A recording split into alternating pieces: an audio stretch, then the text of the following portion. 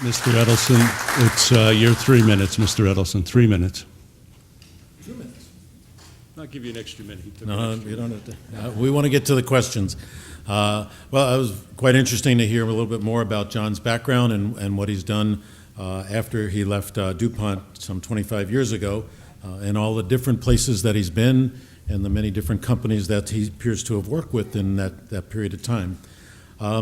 It occurred to me that maybe some of you don't know some of my background, so I'll basically try and do that pretty quickly. I have an engineering degree from Cornell University. After Cornell, I was able to get some very interesting positions in the area of energy analysis, energy and environmental analysis. Worked at the Jet Propulsion Laboratory out in Pasadena, California. I was never responsible for anything that went off of the Earth. Mine were all the civil projects. But it's amazing to me how many of those projects are still, if you will, fresh. Particular important project was on nuclear waste management.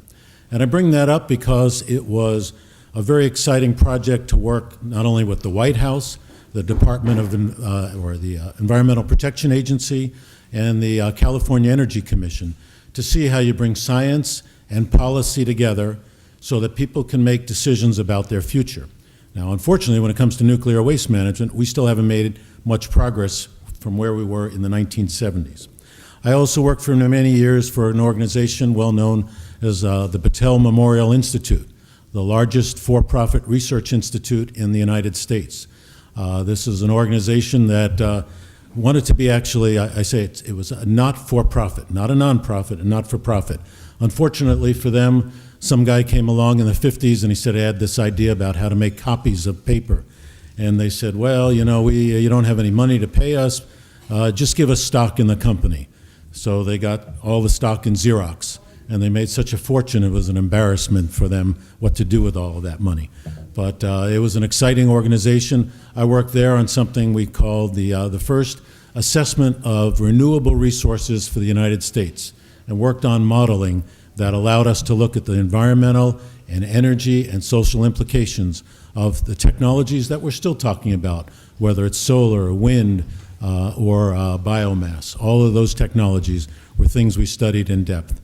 From there, I went back to school for additional graduate work at Harvard University, and from there, I went for a 22-year career with ExxonMobil Corporation, where I had the opportunity to work in many areas and receive the opportunity to work with some really very highly qualified people, not only in the United States, but throughout the world.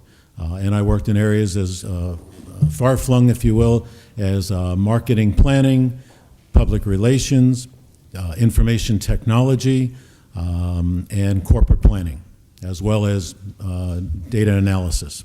So I had a varied career before I came here to Southbury, and I think since I've been in Southbury, my service has been well regarded for what we've, not only where I've served, but the accomplishments that I've made, whether it's been on town organizations like Inland Wetlands Commission, Board of Finance, the Historic District, Southbury Historic District, as well as the Pomperaug River Watershed Coalition, where I was executive director for several years.